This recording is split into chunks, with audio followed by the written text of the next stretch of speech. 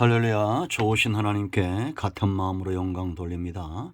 여러분 모두 예수님의 이름으로 축복합니다. 자, 시편 17편입니다. 수요 예배에 응답이 있는 수요 기도에 이 말씀을 묵상합니다. 하나님께서 이 말씀을 통해서 우리 모두에게 응답하실 것을 믿습니다. 기도합니다. 하나님 감사합니다. 영광과 감사를 오직 하나님께 올려드립니다. 주의 보혈을 의지합니다. 주의 이름을 의지합니다. 우리의 모든 죄와 허물을 사하시고 오늘도 말씀 가운데 응답하여 주시기를 원합니다.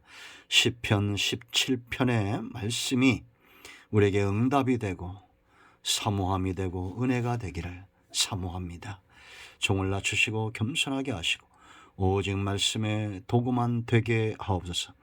오직 오늘도 하나님만으로 만족하고 주의 음성 듣기로 만족하는 성도들이 아버지 앞에 있습니다. 저들을 회복시키시고 응답하시고 하나님 주신 은혜 가운데 새 힘을 얻고 일어나는 귀한 시간 되게 하옵소서. 예수님의 이름으로 사모하며 축복하며 기도합니다. 아멘. 자, 1절 말씀입니다. 여호와여 의의 호소를 들으소서. 나의 울부짖음에 주의하소서. 거짓되지 않은 입술에서 나오는 나의 기도에 귀를 기울이소서. 주께서 나를 판단하시며 주의 눈으로 공평함을 살피소서. 주께서 내 마음을 시험하시고 밤에 내게 오시어서 나를 감찰했으나 흠을 찾지 못하셨사오니 내가 결심하고 입으로 범죄하지 아니하리이다. 사람의 행사로 논하면 나는 주의 입술의 말씀을 따라 스스로 삼가서 포악한 자의 길을 가지 아니하였사오며 나의 걸음이 주의 길을 굳게 지키고 실족하지 아니하였나이다. 아멘. 자, 15절 한 절도 봅니다.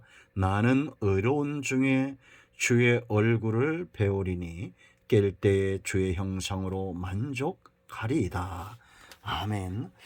오늘 이 15절의 고백이 다윗의 고백일 뿐만 아니라 우리 모두의 고백이 되기를 원합니다. 여러분, 다윗은 어떤 사람입니까? 많은 말들을 할 수가 있습니다.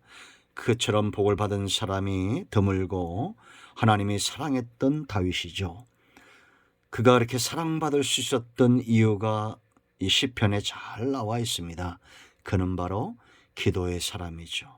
기도의 사람이라는 것은 우리가 기도할 때 어떤 느낌으로 다가옵니까? 이것이 일이고 사역이고 범패스러운 일이고 나를 힘들게 하는 것이고 그렇게 느껴졌다면 우리의 기도 생활과 신앙 생활이 큰 문제가 있는 겁니다. 기도는 마땅히 즐거움이 되어야 되고 기도는 마땅히 우리가 흠모하고 사모하는 그런 삶이 되어야 됩니다. 삶과 기도가 떨어질 수 없다는 것을 알아야 됩니다. 왜 여러분 이 기도가 범패스러운 일이 되었을까요? 기도하는 우리에게 문제가 있는 거죠. 다른 데 문제가 있지 않습니다. 하나님은 여전히 우리에게 오래 참으시고 크고 강한 팔로 우리를 붙드시며 돌아오기를 기다리시는 하나님이십니다. 다윗이 기도의 사람이라면 오늘날 저와 여러분도 기도의 사람이 되어야 됩니다. 기도에 대한 수많은 가르침을 받고 수많은 설교를 들었다 할지라도 내가 체험이 없고 응답에 대한 확신이 없다면 의미가 없는 겁니다. 그러면 여러분 우리가 어떻게 기도 응답을 체험할까요? 크게 세 가지를 기억하셔야 됩니다. 첫째는 1절 말씀 보세요. 여호와여 의의 호소를 들으소서 그랬습니다. 의인의 호소입니다. 여러분, 하나님은 절대 의인을 외면하지 않는다는 것을 알아야 됩니다. 하나님은 의인의 기도를 기뻐하시고 외면치 않으시며 억울한 가운데 의인들을 버려두지 않습니다. 그러면 이런 의인이란 것이 어떤 것을 말합니까? 5절 말씀을 보면 다윗의 삶을 잘 보여줍니다. 나의 걸음이 주의 길을 굳게 지키고 실족하지 아니하였나이다. 아멘. 이게 다윗의 삶이고 다윗의 신앙이고 다윗의 길이었습니다. 여러분 1절로 4절 말씀 보면 우리가 이 영적인 원리들을 알지 못하면 오해할 수 있습니다. 다윗이 마치 아무 죄가 없는 것처럼 그렇게 비춰질 수 있고, 이런 다윗의 선한 삶에만 우리가 집중하고 있으면 안 됩니다. 다윗을 이렇게 의롭게 하고 하나님 앞에 담대하게 의인으로 세우고 부르짖게 하고 기도하게 만드신 분은 바로 하나님이죠.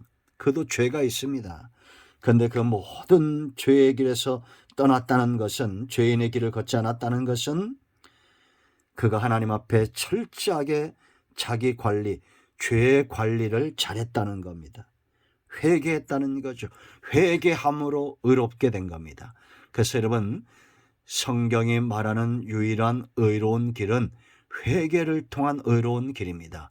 내 공덕이 아니고 내 노력이 아닙니다. 내가 뭔가를 많이 했기 때문이 아니에요. 우리가 억만금을 헌금한다고 그것 때문에 우리가 의로워집니까? 아닙니다. 나를 의롭게 하실 분은 하나님이에요. 그래서 나의 걸음이 주의 길을 굳게 지켰다, 실족하지 않았다는 것은 죄 가운데 넘어지지 않았다는 겁니다. 하나님을 향해서 실족지 않고 담대히 나아갔다라는 겁니다. 우리 응답받는 기도의 첫 단계입니다. 죄에서 떠나는 것입니다. 회개하는 것입니다. 막힌 담이 열려지는 것입니다. 하나님은 우리가 하나님 앞에 나아가 간절함으로 회개할 때 우리를 의롭다 칭하실 것이고, 우리는 의인으로서 하나님 앞에 담대히 지성소까지 나아가게 될 것입니다. 두 번째는 확신의 단계입니다. 믿음의 단계입니다. 하나님은 의인의 기도를 기뻐하실 뿐 아니라 그들의 믿음의 고백을 기뻐하시는 거예요. 6절 말씀 보세요. 하나님이여 내게 응답하시겠으므로 내가 불렀사오니 내게 귀를 기울여 내 말을 들으소서.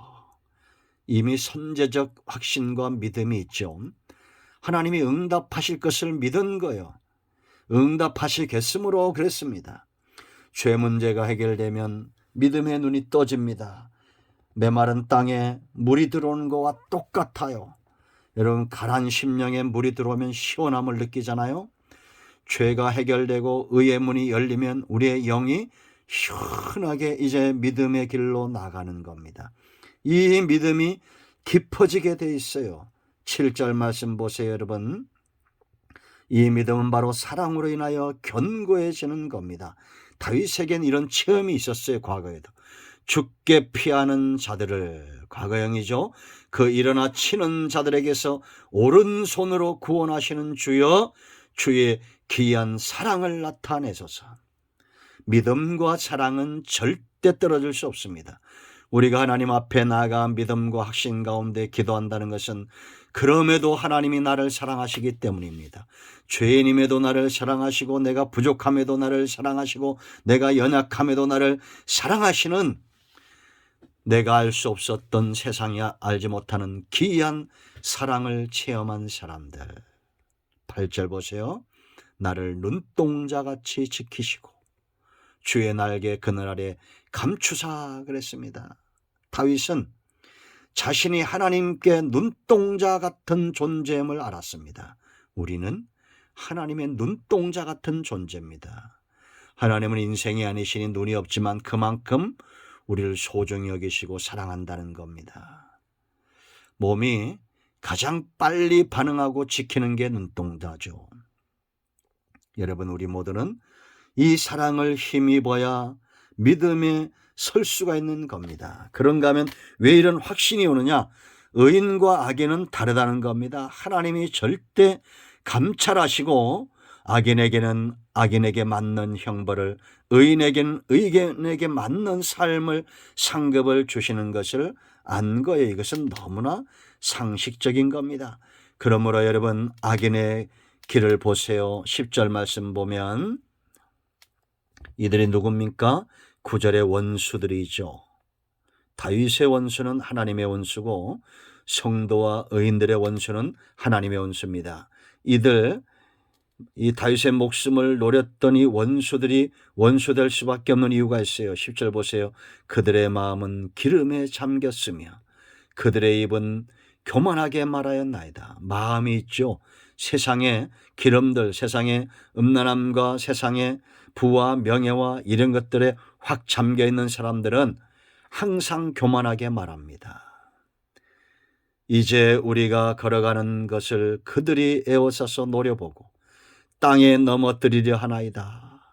다윗을 대적하는 겁니다. 하나님의 기름 부음 받은 자를 대적하는 겁니다. 12절 보세요. 그는 그 움킨 것을 찢으려는 사자 같으며 은밀한 곳에 엎드린 젊은 사자 같으니이다. 우리가 마땅히 하나님을 향해서 이런 담대하게 일하고 영혼들을 향해서 우리가 이렇게 힘있게 일어나야 되는데 이들은 하나님과 그의 백성을 대적하기 위해서 사자처럼 엎드린다는 겁니다. 이들에게 하나님이 어떻게 하시겠어요? 13절 보세요. 여호와여 일어나 그를 대항하여 넘어뜨리시고 주의 칼로 악인에게서 나의 영혼을 구원하소서. 하나님은 이런 악한 자들에게서 절대 자기를 하나님이 외면하거나 죽도록 버려두지 않는다는 것을 그가 목동이면서 사자를 물리치고 곰을 물리치고 골리앗을 때려잡으면서 체험이 있었던 거예요. 14절 보세요. 여호와여 이 세상에 살아있는 동안 그들의 분깃을 받은 사람들에게서 주의 손으로 나를 구하소서. 그들은 주의 제물로 배를 채우고 자녀로 만족하고 그들의 남은 산업을 그들의 어린아이들에게 물려주는 자니이다. 이런 악인들도 있죠. 의인들도 전부 하나님의 은혜로 하나님이 주신 부와 명예로 살아가고 있지 않습니까? 그런데도 악한 자들은 하나님 앞에 그 은혜에 보응하지 않습니다. 육신으로 살아갑니다. 그러나 의인들은 하나님이 기뻐하는 삶을 쫓아 사는 겁니다. 세 번째, 응답받는 기도. 하나님이 기뻐하는 사람, 의인에 오서 기뻐하시고 확신과 믿음의 기도를 기뻐하시고 세 번째 있어요. 바로 하나님을 사랑하는 자를 기뻐합니다. 15절 보세요. 나는 의로운 중에 주의 얼굴을 배우리니 깰 때에 주의 형상으로 만족하리이다. 사랑은 만족입니다. 이들은 하나님의 형상, 하나님만으로 만족하는 사랑의 가슴을 가진 자들이에요. 하나님이 이것도 응답하시고 저것도 응답하셨기 때문에 만족한 것이 아니라 깰 때라는 것은 아침에 이 사람에게 힘을 주는 것은 이 사랑이에요. 하나님의 형상으로 만족한 이 사랑, 이 사랑으로 인하여 새 힘을 얻고 하루를 시작하는 것입니다. 여러분, 의로운 중에 주님을 만나고 우리가 꽃단장하고 사람들을 사랑하는 사람들을 만나듯이 하나님 앞에 의로움으로 단장하고 하나님을 만나며 오직 원하는 것은 오직 하나님밖에 없습니다. 여호와여 주의 신을 내게서 걷어가지 마옵소서. 다윗의 고백처럼 하나님의 형상으로 만족하는, 하나님은 이처럼 자기만을 사랑하고 자기만으로 만족하는 사람에게 도움이 되시고 절대적으로 응답하신다는 것을 믿으셔야 됩니다. 기도 생활이 어떻습니까? 이것이 사역이고 힘들고 번패스럽고 다시 원점으로 돌아가야 됩니다. 이 기도 생활이 너무 좋고 호흡과 같고 하나님의 응답으로 인하여 날마다 즐거워하고 기뻐하고 저와 여러분의 영이 살찌고 하나님이 기뻐하는 삶 가운데 강에서 헤엄치듯이 은혜의 강에 헤엄치는 기도 생활이 너무 감격스럽고 흥분되고 즐거운 삶이 되기를 축원드립니다. 기도합니다. 예수님의 이름을 의지하여 기도합니다. 이 말씀대로 되게 하여 주시옵소서. 우리 가운데 마음이 상한 자, 병든 자 치유하시고 회복시켜 주시기를 원합니다. 예수님의 이름으로 사모하며 축복하며 취하며 기도합니다. 아멘. 할렐루야. 시간을 내셔서 수요예배 참여하시고요.